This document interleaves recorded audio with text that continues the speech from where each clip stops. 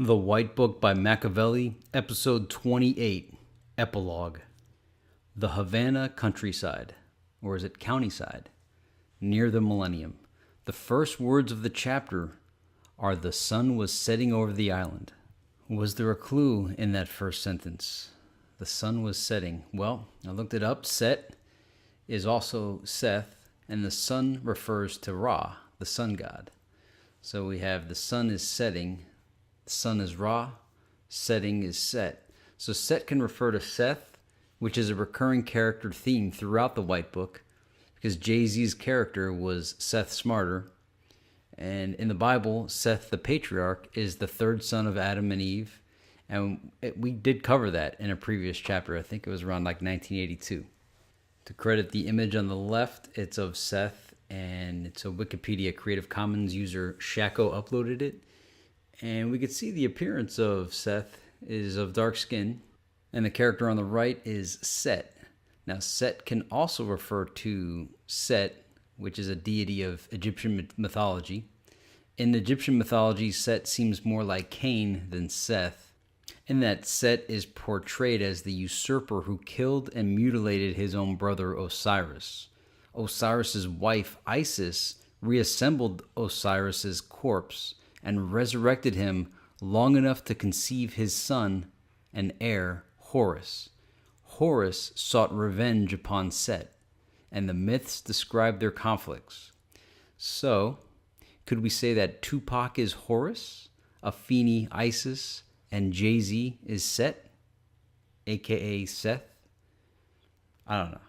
I'm just guessing, but I have a feeling there's some form of this Egyptian mythology had to have played into something in the White Book. I mean, by now, I'm like, we've covered everything except that. So that's my guess there. And I did have someone mention that the showdown between Tupac and Jay-Z in the 1996 chapter was some of these Egyptian characters having a battle. I can't remember which ones. I'm not an expert on Egyptian mythology. The source for Set is a Wikipedia Creative Commons, and the user is Jeff Dahl. So forgive me if I botched the references. If you believe you have a more accurate reference there, go ahead and post that in the comments. But that's my guess on the first line of the sun was setting over the island. Although it could just be taken literally. You know, it's the end of the day, the end of the book. The sun was setting over the island. But this is the White Book, like I said. It's the White Book. It had to have meant something else. Characters. We have Selma, Carlos, Juan, the father, which I guess is Tupac, mother, and the main character, which we can assume is Star from the prologue. And Star's gender is not identified, so it could be a female or a male, son or a daughter. And at this point in the book, Star is now in possession of the White Book. And we learn about the HIP Nation. And again, that's an acronym for Harmonious Influences Provided to Help Our People. And one cannot exist without the other. And that's a play on good and evil. And it was referenced as Ormazd and Ahriman. So in Zoroastrianism, Ormazd, aka Ahura Mazda, is a divinity exalted by Zoroastrians as the one uncreated creator, hence God. Ahura Mazda is described as the highest spirit of worship in Zoroastrianism, along with being the first and most frequently invoked spirit in the Yasna. Zoroastrianism revolves around three basic tenets: good thoughts, good words, and good deeds. Angra Mainyu, also Anra Mainyu, is the Avestan language name of Zoroastrianism's hypostasis of the destructive spirit. The Middle Persian equivalent is Ahriman. So that's the battle of good and evil, the yin and the yang, the duality, the polarity, God and devil, good and evil, the evils. And what's wild is I hadn't really heard of Zoroastrianism since 8-bit Nintendo, old school video games. I haven't heard about it since then. And since I read about Zoroastrianism in the White Book, I've seen it so much ever since. I mean, it might have always been there and I just didn't have the lens to see it, But now, now that I've read it here, Zoroastrianism has been popping up everywhere, or I've just been more like attuned to notice it. And I'm guessing it's saying that Zoroastrianism is the first monotheistic religion, and that all the other religions have borrowed and modified Zoroastrianism into their own, whether it's Christianity, Judaism, and Islam, and all the others. And just dawning on me now, I realize how convenient Einstein's relativity is. We're just, all of science is always talking about positive and negative charges. And even in religion, we got good and evil. And then we have the yin and the yang. There's always this duality, the relative universe. The thing is, it's like, don't you want to just kill evil? But then you ask, what is evil? What is good? What are morals? Does the universe really care? Well, apparently the universe does see positive and negative charge, but it could be that we're just calling it positive and negative charges. How do we know it's positive or negative? There are people that love the battle of good and evil. I don't. I just want peace. I do get excited when Tupac talks about riding on the enemies and war and all that, but ultimately, I just wish there was peace. World peace. Can we all just get along? I guess I just don't have the balance of the force. I guess I'm not a true master, because I don't want to have to live with evil. I only want good. But then again, is that really true? I don't know. The old man's numerology. Combine the good with the number 40 with the evil of the number 13 to bring forth a new holy number, 53. Recall the chapter where we explored how the number 40 kept reoccurring in the Bible. The number 40 is used by God to represent a period of testing, preparation, and/or judgment. The Bible uses 40 to denote completion or fulfillment. It is used 146 times throughout both Testaments. It is the traditional Hebrew number for the duration of a trial of any kind, when times are hard and a person's faith is tested. The meaning of numbers, the number 13. It's symbolic of rebellion and lawlessness. 13 represents all the governments created by men and inspired by Satan, in outright rebellion against the eternal. The meaning of 53. The sanctification of the human nature. In numerology, the number 53 means building something to benefit society that facilitates personal freedom and creative expression. Hip-hop. The Makaveli calculation. 53 days after that fateful one when a rapper was turned into a martyr, they find his music, the theory of 7, and the spirit of the movement not dead, but alive. September 13th, 1996, the day supposedly, plus 53 days equals November 5th, 1996. November 5th, 1996 is the date Makavelli, the Don Illuminati, the 7-Day Theory was released. So I'm guessing the spirit of the movement not dead but alive, it might be some form of an anagram based on Makavelli, the Don Illuminati, the 7-Day Theory. There's always been theories that was an anagram of some sort. Others say that it says, okay, on the 7th, you think I'm dead, but I'm really alive. Imagine that. The last words in the book prior to excerpt 53. And then it also has wise words being quoted. Lauryn Hill sang on Nas's song, If I Ruled the World, and Nas said, imagine that. So those are the last words of the book. Imagine that. What does it mean?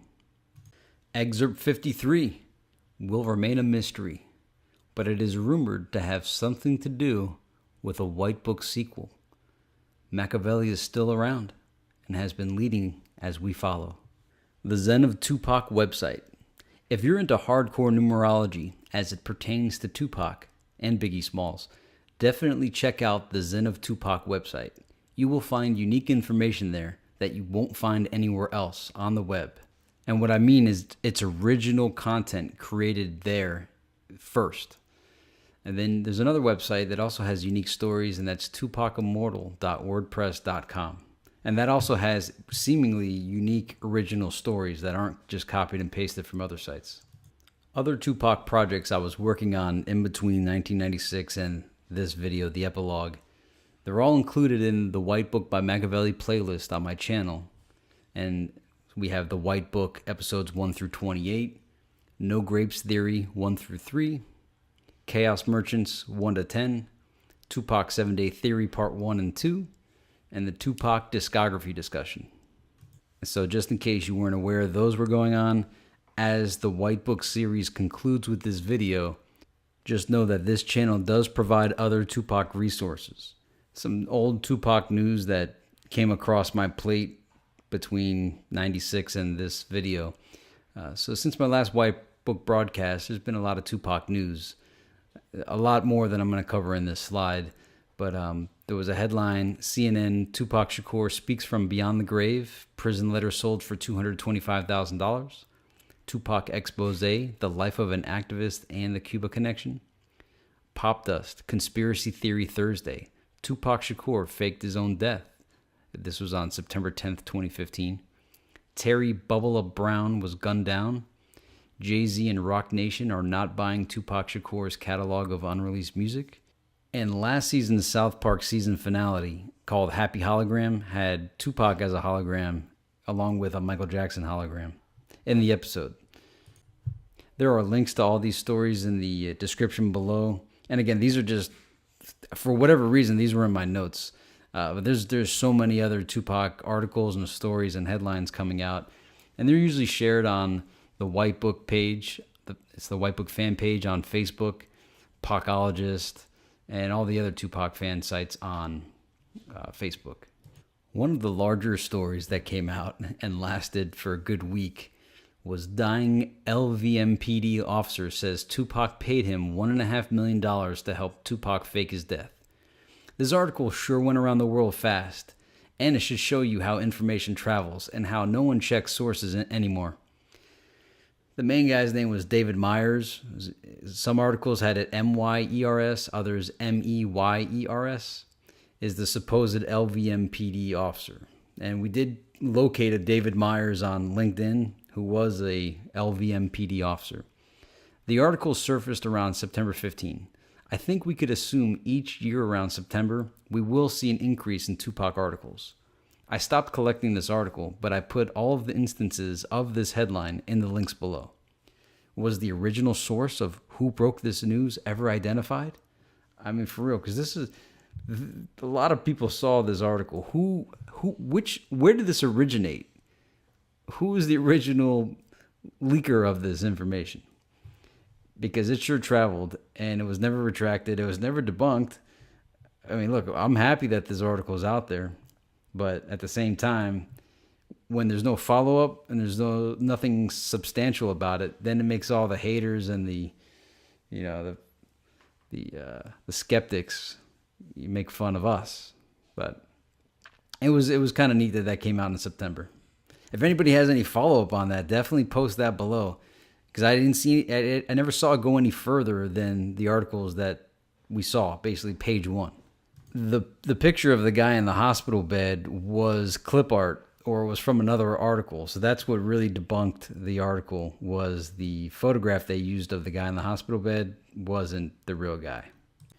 Prior to doing the White Book series, I had a series of questions, and I never got a chance to share them, so I figured this would be the right time to ask these questions. If anybody has answers, go ahead and post them below. So the first one, and I'm surprised this isn't asked more, I've never seen this asked, but what room was Tupac in when he was in the hospital September 7 to September 13th in 1996? How is that not asked? Because that's a verifiable piece of hard data that we could have, is what room he was in. Who were the doctors?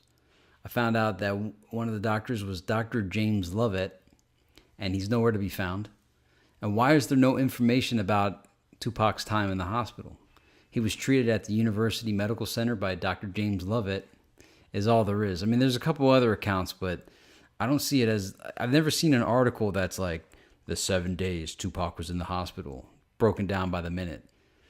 And is there a final official list of who visited him? We know Snoop, Afeni, Danny Boy. And you know what? There's probably a couple hardcore Tupac fans out there. They're like, yo, how do you not know this? I don't. So hit me up. Put some links. Are there any medical records from the visit? I heard there's absolutely not.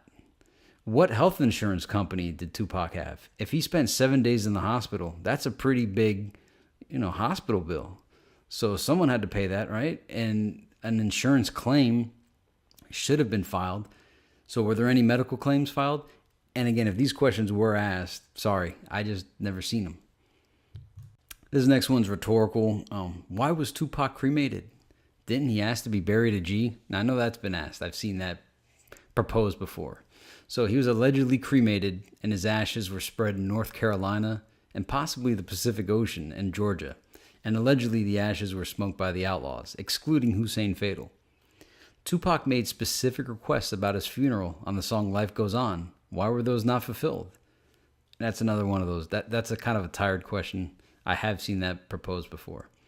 The recent story about the police officer who asked Tupac who did it, and Tupac said, F you. That seemed to be a lie for publicity. As far as we know, nobody saw anything. And then there was that CIA Tupac tweet. That was kind of cute. So that was just some house cleaning there. Now, there's a series called Illuminati on YouTube. I saw it back in like 2012 or 2013. No, it wasn't. It was like 2011 or 2010. I really enjoyed it. So if you're looking for some good Tupac investigation, the series called Illuminati, it's like a 38-part. It might be more than 38 parts. I watched like nearly 24 of the parts in one day, or maybe less. I don't know. I learned a lot from it. In fact, I think it was a good primer for me to see before I started reading the White Book. But it was definitely cool. So I recommend it. There was aspects of it that was kind of like, all right, I don't know about that. But overall, it was an enjoyable view. I think my favorite part was the Holler If You Hear Me remix. I thought that remix was just awesome. And most of it is just clips from other videos and whatnot. But again, I enjoyed it. And the Tupac sound-alikes live on. Casanova the Don, Casino, Malign 20. Was Casino the guy in the Kilo Amsterdam to LA video? I think so. So Malign 20, I hadn't heard of him until recently. So he's got a lot of stuff out there. I appreciate that these guys exist. Other people might not, but I think it's cute. I think it's, there's Elvis impersonators and we have Tupac impersonators. It's great. Other people think that Malign 20 and Casanova the Don are Tupac, or that Tupac wrote it, or that it's Tupac with one lung. I don't know. The reason why I don't think it's Tupac is because I think Tupac would have much more advanced subject matter at this point. But I could be wrong. But I think he would. Someone had requested me to cover Proposition 209. So Proposition 209, also known as the California Civil Rights Initiative, or CCRI, is a California ballot proposition which, upon approval in November 1996, amended the state constitution to prohibit state governmental institutions from considering race, sex, or ethnicity, specifically in the areas of public employment, public contracting, and public education. Modeled on the Civil Rights Act of 1964, the California Civil Rights Initiative was authored by two California academics, Glenn Custard and Tom Wood. It was the first electoral test of the affirmative action policies in America. Tupac and Death Row had a public demonstration about it. There's a video of it online. More questions. Live to Tell, the script. Has that ever been released? If so, I have never seen it. So, and it must exist because he wrote it. Was the White Book Live to Tell? I don't know. And was the ringmaster in the New Orleans scene with JL, where they all have that weird ritual, was that supposed to be Jim Morrison? I forget which chapter it was, but it was kind of like in the, I don't know if it was the Jay-Z characterization chapters, but JL worked for this really wealthy secret society, and he was in this ritual, and he had to do some stuff he didn't want to do. But it was never revealed who that guy was, like the head leader, the master. And I'm just wondering if it's Jim Morrison. And the reason why I'm saying Jim Morrison is there was the Bank of America of Louisiana reference in either chapter 1995 or 1996. And so I'm just trying to figure out how Jim Morrison plays into it, other than Morrison probably faked his death just like Tupac. But did he fake his death and was living in New Orleans as a secret society Grand Poobah. I don't know. That's just my guess. What's your best guess on who that Grand Master was? Something I found yesterday is the Tupac Alternative Discography by Mac 37. And Mac 37 seems to have an influence on the internet. So I put a link in the description below.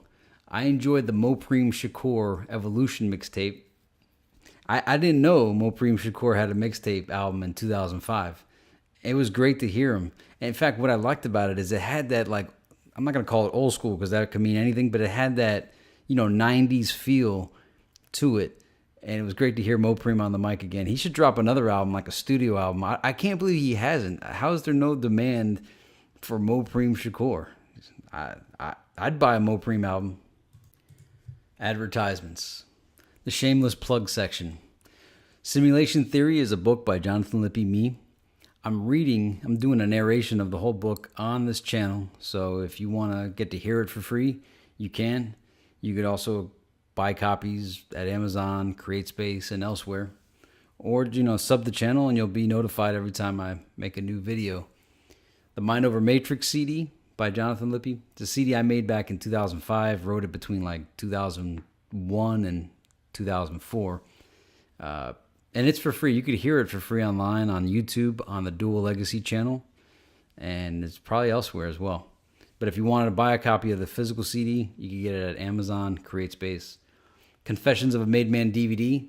It's a DVD it's where I interview Cartoon of Northern Lights Nation in a documentary format. We filmed it over the course of like 5 years, 5 different cities. And it's kind of interesting now that Cartoon is kind of, semi-famous now. He's done a lot of shows and has Busy Bone of Bone Thugs and Harmony and Stevie Stone of Strange Music on the Northern Lights Nation Filth album. He's done songs with Ponyboy. And Northern Lights Nation has opened for Tech Nine, Chris Calico, Be Real, Busy Bone, Mad Child, Slain, The Dirt Ball of Cottonmouth Kings, DJ Bobby B, Juvenile, Twista, Corey Guns, Capadonna, Cassidy, R.A. the Rugged Man, Troy Ave, Cole 187 of Above the Law, again, Ponyboy of Los Marijuanos, Young Dirty Bastard, The Ganja Farmer, Afro Man, Dinko D, Joyner Lucas, and others. So, and that's the Northern Lights Nation. They have a couple albums. 2 of their more popular are The Diary of Santa Marta and Filth. So those are my plugs. If you want to learn more, you can check them out. And I'll point out their album Filth in the year 2015 charted as the #1 independent album in the state of Maine for like 3 out of the first 5 weeks of its release. And then at the end of the year, it came out originally in February 2015, and then at the end of the year in December 2015, it charted again for a couple weeks in the top 10. So Northern Lights Nation Filth, you should check it out. What Tupac news do you have? So feel free to post links below. If they don't show up right away, they might have been flagged as spam, but I approve all comments. Does anybody know if there's going to be a White Book sequel? What about that Still I Rise 2016 trailer we saw? I'd love to see that. I hope that's going to get made. And of course, we all know there's a Tupac biopic film being made. The guy that plays Tupac really looks like him. I don't know if he behaves exactly like him, but he sure has a pretty good resemblance. One of the best I've seen. I also like how the Suge Knight character is portrayed, and I'm looking forward to seeing it, especially if it's on the caliber of Straight Outta Compton. The Tupac biopic will probably be good. So it's about time, right? Then just wanted to let you guys know that I'm the 7-Day Theory originator. The Tupac's not I didn't create the concept of the 7-Day Theory, obviously, but that video, Tupac the 7-Day Theory, Why He's Still Alive, I made that in 1999 for a college project, and believe it or not, I got a B on it. But it's been viewed by tens of millions of people and has been shared on its own since 1999. And forgive me if I told the story already, but I had it on Napster. That's how far back this goes, and I didn't realize that my folders were shared, and it got downloaded, and it's been traveling ever since.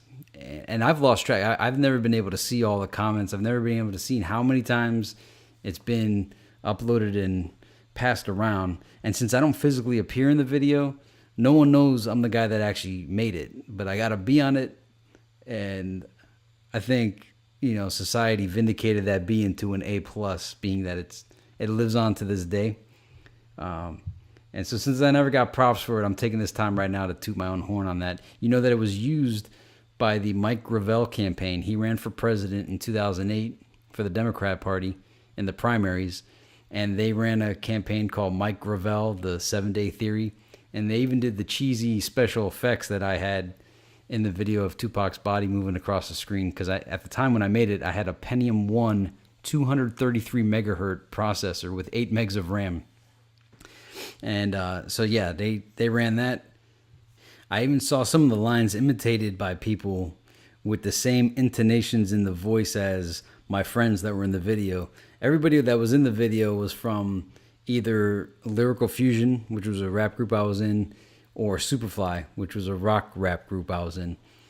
And so yeah, Tupac the 7-Day. I re-uploaded it to this channel if you want to check that out. What even spawned the White Book series was that I had made the sequel to it, and I saw how big of a response there was to Tupac is Still Alive, and I was amazed that even at the time, 19 years later, that people were still into this topic that I was into. And so I was like, you know what? Let me finally give that book Whiteout gave me a chance, the White Book. So I read it. I'm so glad I did. I'm glad Whiteout kept pushing that on me. But that's the deal. Now I finally feel vindicated. I got to say my piece. And with the success of the White Book, I feel like my efforts from that original 7-Day Theory, I feel like the success of this was finally the reward. So this does conclude the White Book series. So props to Makavelli and Whiteout, of course, and all of the new friends I've made along the way. Sub this channel, as you never know what I might make next. And thank you for your support throughout. I expected haters, and there was none. There was none, not even one. And that's a beautiful thing. This is a wonderful community with excellent researchers who approach this from so many different angles. If I could offer advice, it's to share your knowledge together, because it seemed that a lot of people want to hold tight to their little angle, and it's like it's never going to come out. We need, the great part about this is I think it respawned the discussion and got people to get together and share. And Tupac was all about sharing. He'd always give his clothes away. And so why keep your Tupac knowledge hidden to yourself? Share it with other Pacologists, other Tupac fans, and those that believe he's still alive. I personally, even though I did the Chaos Merchant series, I definitely think Tupac is alive. And if I hope he's alive, He was too awesome of a human with so much passion to be dead, to not be on the planet. It would be terrible if we ever found out he really was dead. But in my heart, I still think Tupac is alive. And I'm pretty sure all of you do too. So I'll see you all in 2016. It won't be the White Book. Or maybe it will, the sequel. But I'll see you in 2016. The last words were reserved for him. And like magic, instinctively, I knew that they too were true. Never forget, he said. I write for you. I rhymed for you. I'll roll with you. It's all been for you. Imagine that. Excerpt 53. So that concludes The White Book by Makavelli, a novel. And what a journey the past 6 months have been. How could anybody, whether it was Tupac or somebody else, write this book? How could they have the time and to write it for such a limited audience? I'm happy they did, because I've been a lifetime conspiracy theorist and a Tupac fan for 20 plus years. And even I learned things, a lot of things, that I hadn't known before. And if I could learn those things, imagine what it could do for you. So if you've been through this 28 episode journey and you still haven't read the book, I did the videos, but I don't do it justice of your eyes reading over the words. What a ride it's been. Anytime you want to see me again, rewind this video, close your eyes, picture me rolling.